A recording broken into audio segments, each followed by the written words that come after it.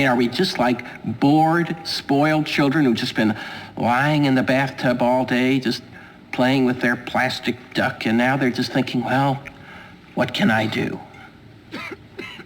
Okay, yes. We are bored. We're all bored now. But has it ever occurred to you, Wally, that the process that creates this boredom that we see in the world now may very well be a self-perpetuating, unconscious form of brainwashing created by a world totalitarian government based on money, and that all of this is much more dangerous than one thinks, and it's not just a question of individual survival, Wally, but that somebody who's bored is asleep, and somebody who's asleep will not say no? See, I keep meeting these people. I mean, just a few days ago, I met this man whom I greatly admire. He's a Swedish physicist, Gustav Bjornstrand, and he told me that he no longer watches television, he doesn't read newspapers, and he doesn't read magazines. He's completely cut them out of his life because he really does feel that we're living in some kind of Orwellian nightmare now, and that everything that you hear now contributes to turning you into a robot.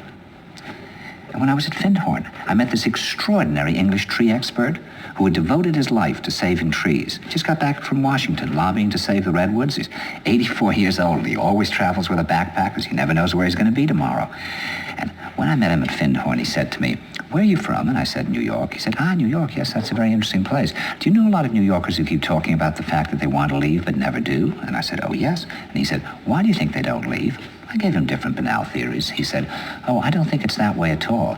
He said, "I think that New York is the new model for the new concentration camp, where the camp has been built by the inmates themselves, and the inmates are the guards, and they have this pride in this thing they've built. They've built their own prison, and so they exist in a state of schizophrenia, where they are both guards and prisoners, and as a result, they no longer have, having been lobotomized, the capacity to leave the prison they've made, or to even see it as a prison."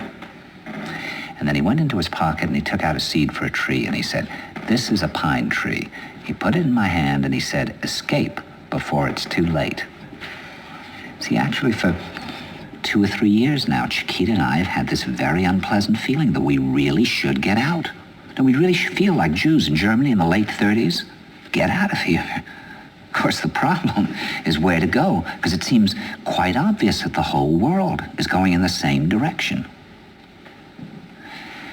See, I think it's quite possible that the 1960s represented the last burst of the human being before he was extinguished, and that this is the beginning of the rest of the future now, and that from now on there'll simply be all these robots walking around, feeling nothing, thinking nothing, and there'll be nobody left almost to remind them that there once was a species called a human being, with feelings and thoughts, and that history and memory are right now being erased, and soon nobody will really remember that life existed on the planet.